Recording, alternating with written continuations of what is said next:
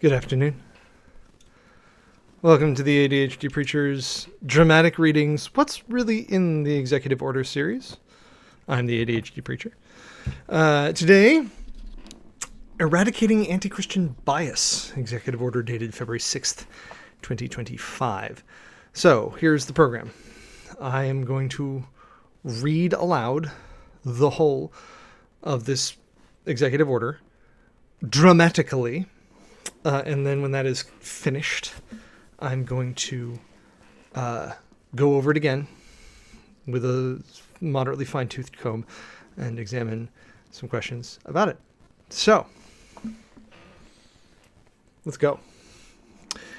Eradicating anti-Christian bias. Presidential actions. Eradicating Anti-Christian Bias, Executive Order dated February 6th, 2025. By the authority vested in me as President by the Constitution and the laws of the United States of America, it is hereby ordered. Section 1, Purpose and Policy. It is the policy of the United States and the purpose of this order to protect the religious freedoms of Americans and end the anti-Christian weaponization of government. The founders established a nation in which people were free to practice their faith without fear of discrimination or retaliation by their government. For that reason, the United States Constitution enshrines the fundamental right to religious liberty in the First Amendment. Federal laws like the Religious Freedom Restoration Act of 1993, as amended, 42 U.S.C. 2000 BB et sec., further prohibit government interference with Americans' rights to exercise their religion. Title VII of the Civil Rights Act of 1964, as amended, 42 U.S.C. 2000 E et sec., prohibits religious discrimination in employment, while federal hate crime laws prohibit offenses due to religious animus. Yet, the previous administration engaged in an egregious pattern of targeting peaceful Christians while ignoring violent anti-Christian offenses. The Biden Department of Justice sought to squelch faith in the public square by bringing federal criminal charges and obtaining in numerous cases multi-year prison sentences against nearly 24 peaceful pro-life Christians for praying and demonstrating outside abortion facilities. Those convicted included a Catholic priest and 75-year-old grandmother, as well as an 87-year-old woman and a father of 11 children who were arrested 18 months after praying and singing hymns outside an abortion facility in Tennessee as a part of a politically motivated prosecution campaign by the Biden administration. I rectified this injustice on January 23rd, 2025 by issuing pardons in these cases. At the same time, Catholic churches, charities, and pro-life centers sought justice for violence, theft, and arson perpetrated against them, which the Biden Department of Justice largely ignored. After more than 100 attacks, the U.S. House of Representatives passed a resolution condemning this violence and calling on the Biden administration to enforce the law then. In 2023, a Federal Bureau of Investigation memorandum asserted that radical traditionalist Catholics were domestic terrorism threats and suggested infiltrating Catholic churches as threat mitigation. This later retracted FBI memorandum cited as support evidence propaganda from highly partisan sources. The Biden Department of Education sought to repeal religious liberty protections for faith-based organizations on college campuses. The Biden Equal Employment Opportunity Commission sought to force Christians to affirm radical transgender ideology against their faith. And the Biden Department of Health and Human Services sought to drive Christians who do not conform to certain beliefs on sexual orientation and gender identity out of the foster care system. The Biden administration declared March 31st, 2024, Easter Sunday, as Transgender Day of Visibility. In this atmosphere of anti-Christian government hostility and vandalism against Christian churches and places of worship surged, with the number of such identified acts in 2023 exceeding by more than 8 times the number from 2018. Catholic churches and institutions have been aggressively targeted with hundreds of acts of hostility, violence, and vandalism. My administration will not tolerate anti-Christian weaponization of government or unlawful conduct targeting Christians. The law protects the freedom of Americans and groups of Americans to practice their faith in peace, and my administration will enforce the law and protect these freedoms. My administration will ensure that any unlawful and improper conduct, policies, or practices that target Christians are identified, terminated, and rectified. Section 2. Establishing a task force to eradicate anti-Christian bias. A. There is hereby established within the Department of Justice the task force to eradicate anti-Christian bias (task force). Subsection B.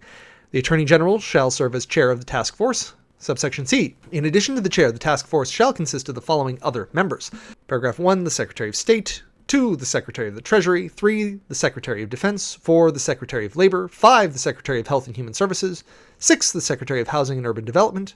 7. The Secretary of Education. 8. The Secretary of Veterans Affairs. 9. The Secretary of Homeland Security. 10. The Director of the Office of Management and Budget. 11.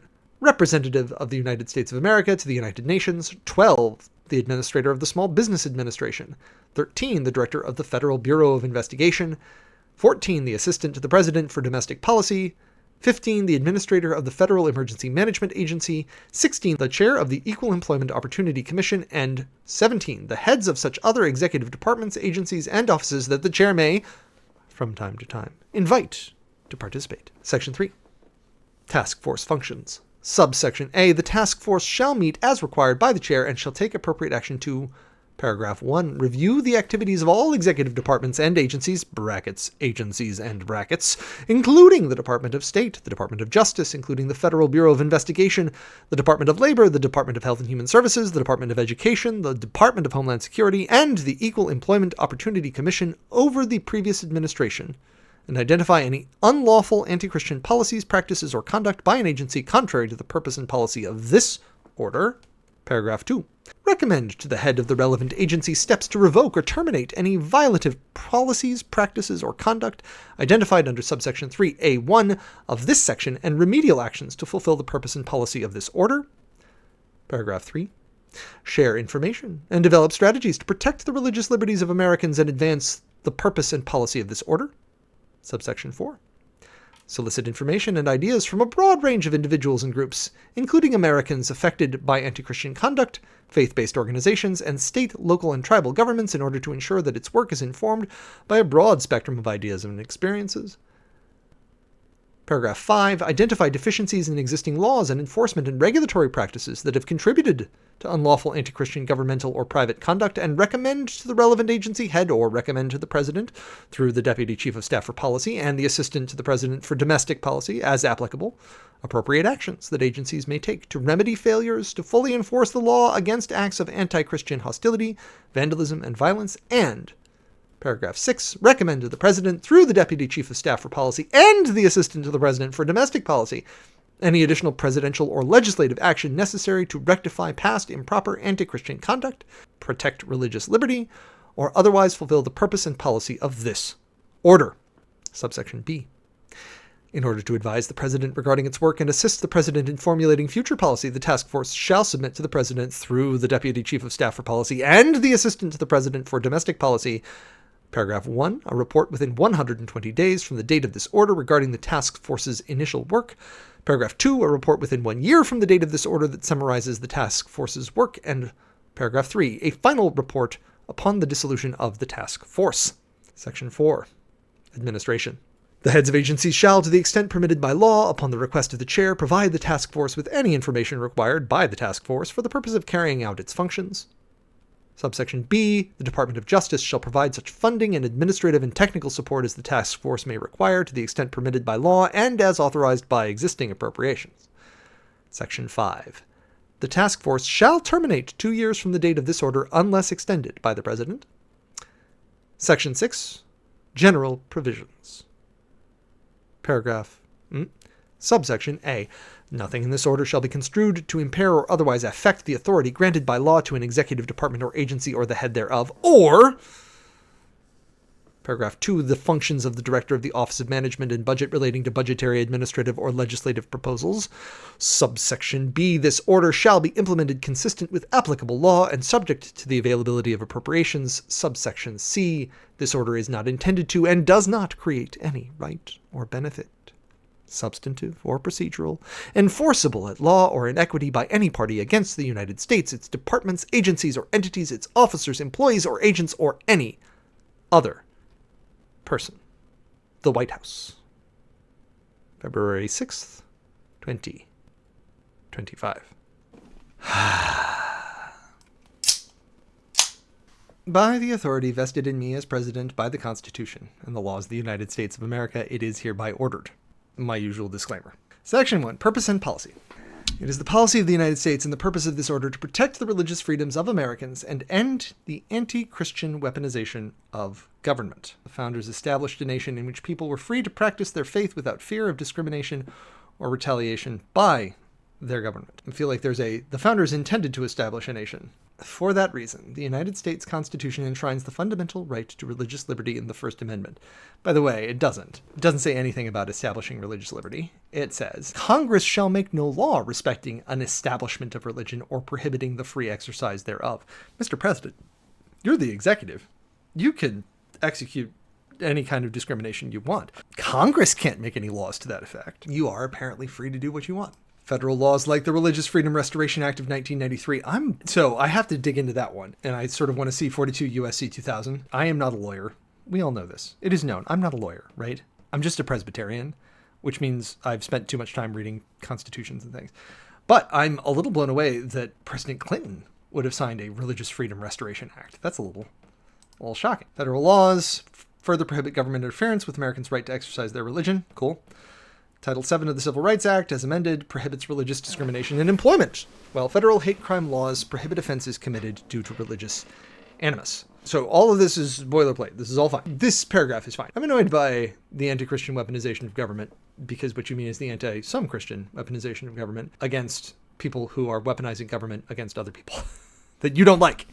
De-weaponize government. The previous administration engaged in an egregious pattern of targeting peaceful Christians while ignoring violent anti-Christian offenses. The Biden Department of Justice sought to squelch faith in the public square by bringing federal criminal charges and obtaining in numerous cases multi-year prison sentences against nearly 24 peaceful pro-life Christians for praying and demonstrating outside abortion facilities. Bro, they broke the law. There is, in fact, a law about this. This is Fox. Biden DOJ weaponized FACE Act to imprison pro-life activist, attorney tells House. A systematic campaign. Freedom of access to clinical entrances. So here's the story. 23 pro-life protesters, many of whom were part of a large-scale Washington, D.C. abortion clinic blockade, should not have been prosecuted. Many of them are elderly people. They should not have been prosecuted. This is a great honor to sign this. They broke the law. They broke the law. Prosecutors from the DOJ's Civil Rights Division in the U.S. Attorney's Office for D.C. argued that the pro-life activists violated the 1994 FACE Act, a federal law that prohibits physical force, threats of force, or intentionally damaging property to prevent someone from obtaining or providing abortion services. Evidence presented at trial established that the defendants used force and physical obstruction to execute a clinic blockade. The defendants forced entry into the clinic at the outset of the invasion, resulting in injury to a clinic nurse. During the blockade, one patient had to climb through a receptionist window to access the clinic, while another laid in the hallway outside of the clinic in physical distress, unable to gain access to the clinic. So the FACE Act, let's be clear here, amends the federal code to prohibit intentionally injuring, intimidating, or interfering with, or attempting to injure, intimidate, or interfere with any person by force, threat of force, or physical obstruction because that person is or has been, or in order to intimidate such person or any other person or any class of persons from obtaining or providing reproductive health services. Bros, it is illegal to get between people and abortion care in the United States. This is the law. And these people broke the law and were prosecuted. And we're going to get a sob story about who they are. But aren't we all equal under the law? Like, isn't that the point? That when we break the law, we're prosecuted? Isn't that the point? I try to moderate my level of mockery for bad grammar. I do try.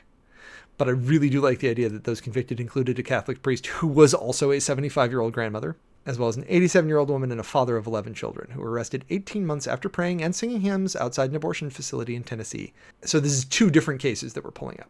Praying and singing hymns outside an abortion facility in Tennessee as a part of a politically motivated prosecution campaign by the Biden administration. The sense of grievance that I hear sometimes of, oh no, you applied the law to us. You broke the law. You broke the law. I rectified this injustice on January 23rd by issuing pardons in these cases.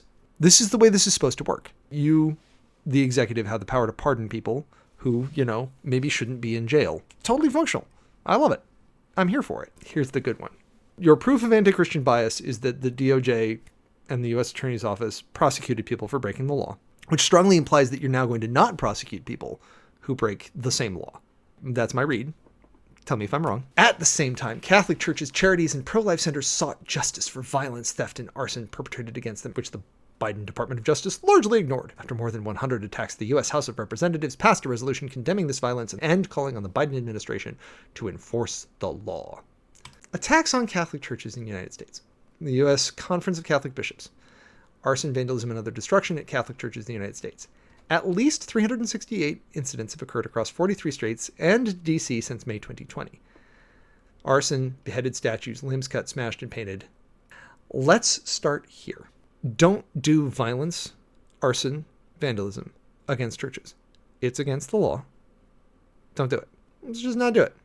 The Department of Justice has the Hate Crime Data Explorer. Let's go back for the last 15 years. In the last 15 years, there have been 100,000 hate crimes for race, another 30,000 for sexual orientation, another 3,400 for gender identity and gender, shockingly underreported, and I promise you this is underreported, 2,300 for disability, and then 33,000. There's almost a one-to-one religion and sexual orientation. Not quite, but add gender identity and gender in, it's almost one-to-one.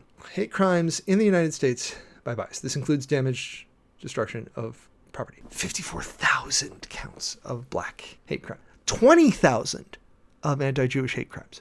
You have to go down 1, 2, 3, 4, 5, 6, 7, 8, 9. Anti-Muslim is the 10th item. And to get to Catholic, you're down in the 15s. Within shouting distance, there have been not quite twice as many anti-Catholic as there have been anti-Protestant. There have been almost as many anti-Sikh as there are anti-Protestant. This is wild, y'all. And specifically, there was a noticeable spike in anti-Catholic hate crime in 2020 to the tune of, we were seeing in the tens a month. And that got worse in 2022 when it was as high as 20 a month. And that's steady and has been steady. Like before that, it was lower. It was in the single digits. I'm going to give you this. There has been an increase in the rate of anti-Catholic hate crimes, violence, vandalism reported. And of those, 246 of the, 399 have been vandalism, intimidation, arson, burglary. Some were in residences. Most of them were churches. That's, let's call it on average that there are 10 a month and have been for the last 5 years. How many Catholic churches are there?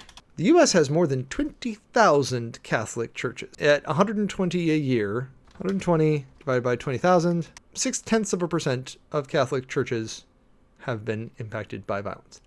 That's bad. Don't do that. That's anti-Catholic. Let's take a moment and talk about anti-Muslim. The baseline number for anti-Muslim is something like 15 a month, and it spiked in 2023 pretty heavily with as many as 73. And boy, I'll bet you if we go back to 2001, yeah, check this spike out when there were 377 hate crimes against Muslims in September. Let us say that there have been, in the last 5 years, sort of the average is, let's call it 20. Most of them have been intimidation. More than twice as many hate crimes in the U.S. A comparable number of destruction, damage, vandalism. How many mosques in the U.S.? There are 2,769. 20 a month. So that's 240 a year. Divided by 2,769. Almost 10% of American mosques. But there are so many more Catholics. Don't vandalize mosques. Don't vandalize Catholic churches. Don't vandalize Presbyterian churches. Don't vandalize LGBTQ community centers. Don't do vandalism. Don't do intimidation. Don't do violence. This is not hard. But it is incredible that the president is focused on a Catholics specifically have had an increase over the last 10 years. It spiked badly in the early 2010s, and it has spiked again now. And this is peanuts compared to anti-Jewish violence. This is... Yes, actually. Hi, Ender Lives Again. Thanks for joining us. I'm sorry I got deep into that, and I might have missed you for a moment. Who are the perpetrators, you ask? Catholics. We know the offender race. It's mostly white, a fair amount unknown. The victims are mostly religious organizations. We don't know any other information about the offender.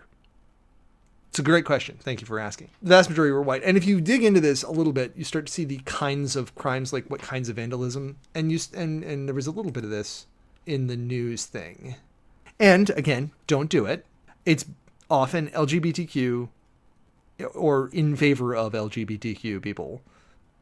Or it's people who are kind of, for reasons, still mad about that whole Catholic priests abusing children thing, which I suppose is a hate crime. The Biden Department of Justice largely ignored these crimes. I think vandalism is really hard to prosecute. I think it's hard to prosecute. In 2023, an FBI memorandum asserted that radical traditionalist Catholics were domestic terrorism threats and suggested infiltrating Catholic churches as threat mitigation.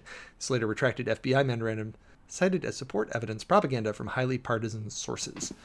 What does the Diocese of Tucson have to say? No evidence of religious bias in the creation of a leaked and since retracted FBI memo that suggested some radical traditionalist Catholics pose threats of racially or ethnically motivated violence. There was no evidence of malicious intent or an improper purpose. The document failed to adhere to analytic tradecraft standards and evidenced errors in professional judgment. Mission is to protect our communities from potential threats. So we decided not to do this. We decided not to investigate this particular group, probably because there's other ways to get at these people.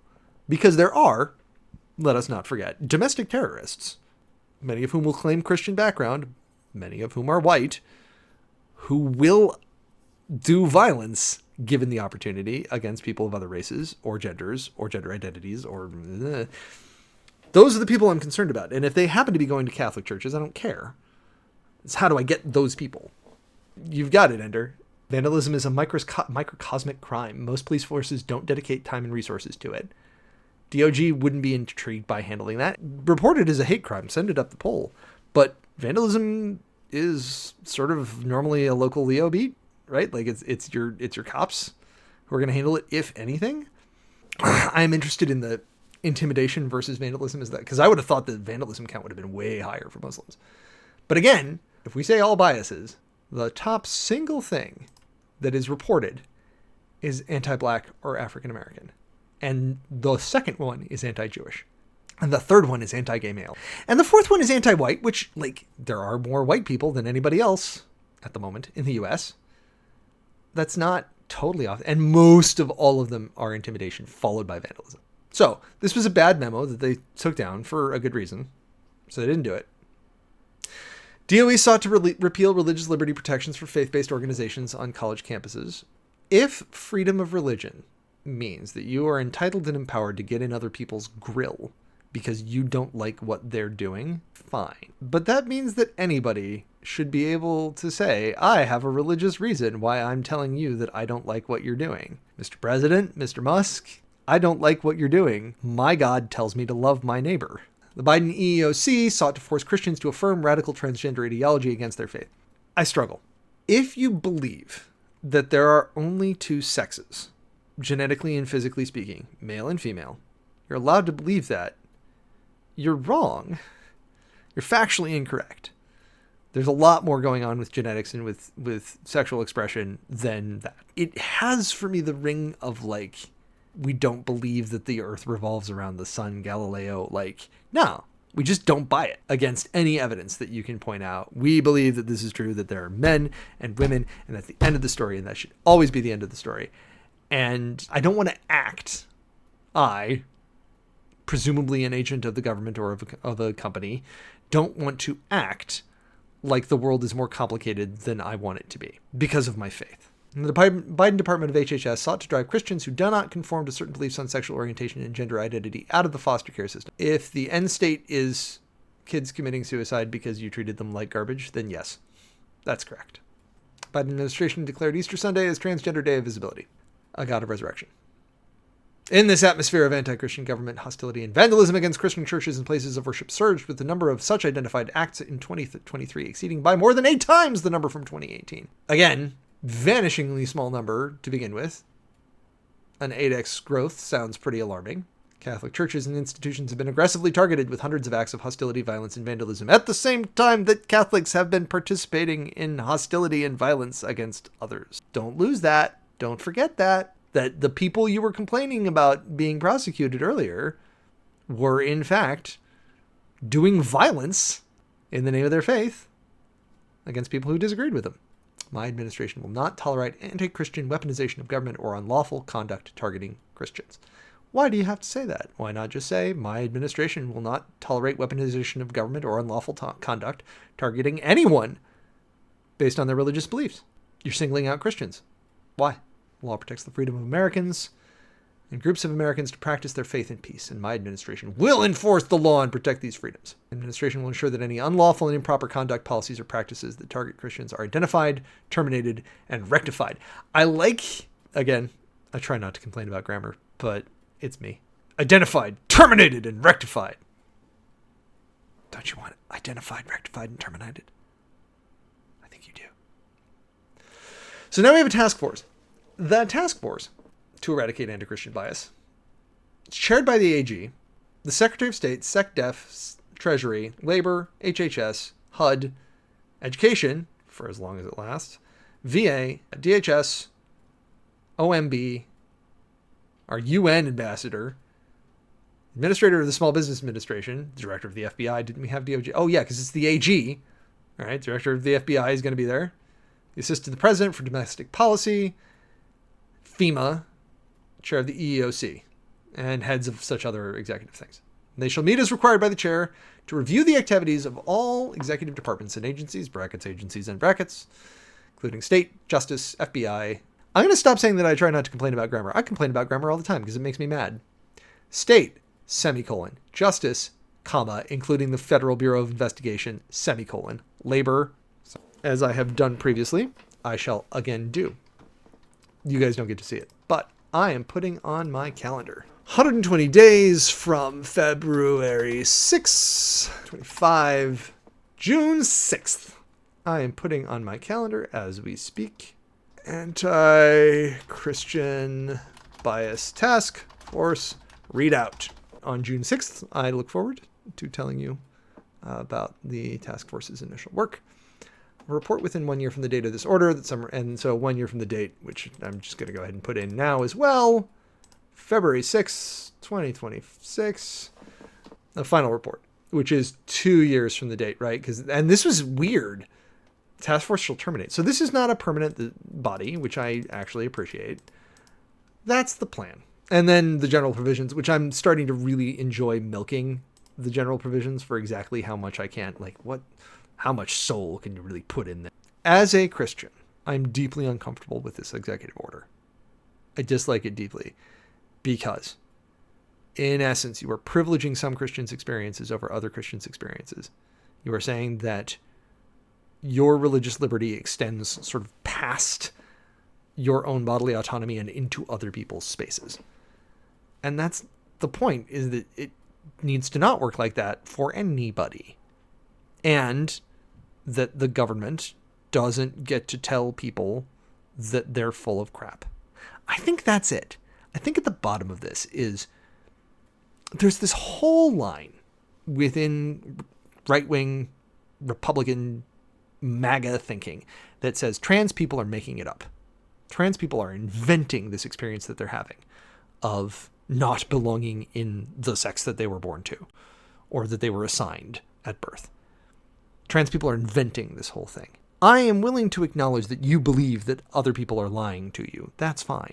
But the government doesn't get to tell them that they're wrong, just in the same way that the government doesn't get to tell you that you're wrong. That's the point. The government doesn't get to tell people you're wrong about this stuff, just gets to say, you have to act as if other people are telling you the truth about what they believe. And stop at that point. That's the borderline. The government is not allowed to tell other people that they're wrong. Bask in that. That is such a gift. The government is not allowed to tell you that you're wrong any more than it's allowed to tell these other people that they're wrong. That should be the borderline. Government doesn't get to tell people about their internal experiences. That's yours. What you do in a public sphere, that is the government's business. The moment it's between you and somebody else, that's the government's business. That's its job, is to play referee between us. I think that's the bottom of this for me, and why I'm so bothered by this, is because I think that these people are up in their heads. They're freaking out because they suddenly are being treated as badly as, if not worse than, these black people and these Jewish people and these Muslim people over here. And they're like, oh no. And none of that should be happening. I want the hate crime numbers to be 0.